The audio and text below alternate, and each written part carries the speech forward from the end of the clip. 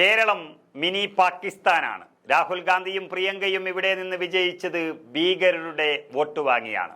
BJP. മന്ത്രി നിതീഷ് റാണയുടെ ഈ വിവാദ പരാമർശങ്ങളോടുള്ള പ്രതിഷേധം രാജ്യത്താളിക്കത്തുകയാണ്. ഒരടിസ്ഥാനവുമില്ലാത്ത വസ്തുതകളും പരാമർശങ്ങളുമാണ് മഹാരാഷ്ട്ര മന്ത്രിയിൽ നിന്നും ഉണ്ടായിരിക്കുന്നത്. കോൺഗ്രസ് അടക്കമുള്ള പ്രതിപക്ഷ പാർട്ടികൾ വടിയെടുത്തതോടെ മന്ത്രി വിശദീകരണവുമായി രംഗത്ത് വന്നു. ആത്മാർത്ഥത ലെവലേശമില്ലാത്ത മറുപടിയും വിശദീകരണവുമാണ് മന്ത്രിയിൽ നിന്നും ഉണ്ടായിരിക്കുന്നത്. കേരളത്തിലെ സാഹചര്യം പാകിസ്ഥാനുമായി താരതമ്യം ചെയ്യുകയാണ് താൻ ചെയ്തതെന്നാണ് റാണയുടെ വിശദീകരണം. എന്തിനങ്ങനെയൊരു താരതമ്യം എന്ന ചോദ്യത്തിന് മാത്രം മറുപടിയില്ല. കേരളം മിനി പാകിസ്ഥാൻ ആയതിനാലാണ് കോൺഗ്രസ് നേതാക്കളായ രാഹുൽ ഗാന്ധിയും പ്രിയങ്ക ഗാന്ധിയും വിജയിച്ചതെന്നായിരുന്നു നിതീഷ് റാണയുടെ പരാമർശം. കേരളത്തിലെ ന്യൂനപക്ഷ വോട്ടിന്റെ ബലത്തിലാണ് ഇവർ വിജയിച്ചതെന്നും ഭീകരവാദികളെ ഒപ്പം കൂട്ടിയാണ് ഇവർ എംപിമാരായതെന്നും ബി.ജെ.പി. മന്ത്രി പറഞ്ഞിരുന്നു. ഇത് വിവാദമായതിന് പിന്നാലെ റാണെ വിശദീകരണവുമായി രംഗത്തെത്തി. കേരളം ഇന്ത്യയുടെ ഭാഗമാണെന്നിരുന്നാലും കേരളത്തിൽ ഹിന്ദുക്കളുടെ ജനസംഖ്യ കുറയുന്നത് എല്ലാവരും ആശങ്കപ്പെടുന്ന കാര്യമാണ്. ഹിന്ദുക്കളെ മതപരിവർത്തനം ചെയ്യുന്നത് ദൈനംദിന കാര്യമായി മാറിയിരിക്കുന്നു. ഹിന്ദു സ്ത്രീകളെ ലക്ഷ്യം വെച്ചുള്ള ലവ് ജിഹാദ് കേസുകളും കേരളത്തിൽ കൂടുകയാണ്. താൻ കേരളത്തിലെ സാഹചര്യം പാകിസ്ഥാനുമായി താരതമ്യം ചെയ്യുകയാണ് ചെയ്തത്. ഹിന്ദുക്കളോട് പാകിസ്ഥാൻ പെരുമാറുന്ന രീതി നമ്മുടെ രാജ്യത്തും ഇനിയും ഉണ്ടായാൽ നമ്മൾ അതിനെതിരെ പ്രതികരിക്കണം. അതാണ് പ്രസംഗത്തിൽ പറയാൻ ശ്രമിച്ചത് എന്നും മന്ത്രി വിശദീകരിക്കുകയാണ്.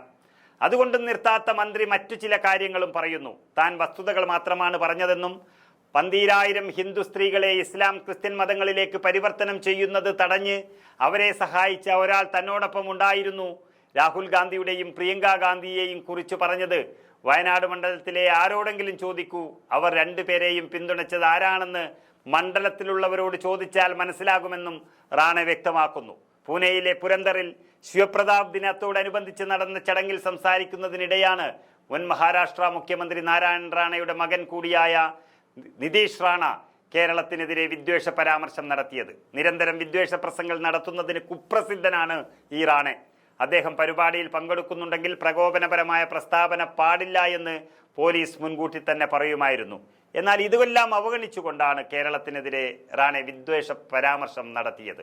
അഫ്സൽ ഖാനെതിരെ ശിവജി ജയിച്ചതിന്റെ ആഘോഷത്തിന്റെ ഭാഗമായി പൂനെയിൽ സംഘടിപ്പിച്ച പരിപാടിയിൽ സംസാരിക്കുമ്പോഴാണ് വസ്തുതകൾ നോക്കാതെ മന്ത്രി കേരളത്തെ അധിക്ഷേപിച്ച് സംസാരിച്ചത്.